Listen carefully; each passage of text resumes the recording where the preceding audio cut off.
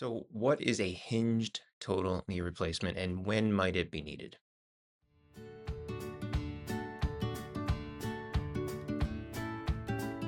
Hello, welcome back. I'm Adam Rosen. Thanks for tuning into the channel. In today's video, I want to cover what may only be needed in a small number of you. There are actually less than 1% of total knee replacements are hinged knee replacements, but in certain instances, this might be needed. So, if we talk about the knee is basically a hinge, but it's a modified hinge because there is some pivoting and rotation that occurs. And when we do a total knee replacement, we're replacing like 1% or less of your leg. And what is holding the knee together are your ligaments. So you have ligaments on both sides, you have ligaments behind the knee, you have muscles and tendons and other structures that help control the knee and drive the knee and allow it to pivot and rotate. Now, a hinged knee replacement is what we call a constrained implant. So instead of just the thigh bone and the shin bone gliding on one another, it's actually bolted together. So there's actually a post and a bolt that goes through that locks these things together. And the question is, when would you need this? Well, there's a few instances when we might use this as the original index operation, what we call the primary surgery. So these are people that have a severe deformity. Usually it's associated with severe bone loss, or they have ligament instability, or they have a stiff joint, what we call an ankylosed joint, where their knee is so arthritic it doesn't bend and move at all. So even if we remove the bone, the tissue is not going to move normally. So we would resect that bone and tissue and then put in this hinge that would take up not only the motion bending and straightening, but also control the side to side and front to back stability. Now, the other time that we might use a hinged knee replacement is in a revision setting. So this is like a second operation. Okay, so when might that occur?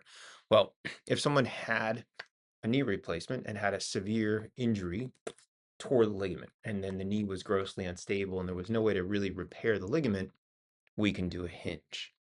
If they had a knee replacement and fell and had a fracture and they broke the bone, sometimes we can repair that bone with rods and plates and screws if the implant is still fixed to the bone and if there's enough bone stock to put screws and rods and plates into. But if you had a fracture in a knee replacement and the implant was loose and there was not enough bone, we might do this hinged knee replacement to control stability, and that would allow the knee to bend and function and straighten. And the other times that we might do this is in certain instances if someone had, say, an infection or a bone tumor and a large amount of bone had to be removed. In removing that bone, we've removed the ligaments which stabilize the knee. So we have to do something to stabilize the joint.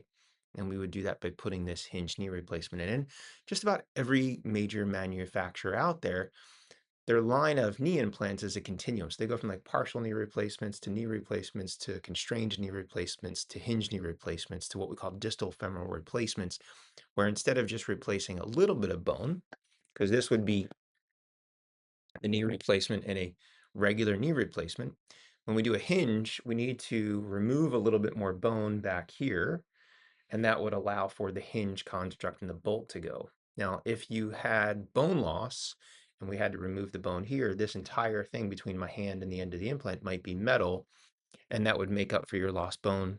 And then instead of the ligaments, the bolt would hold it together.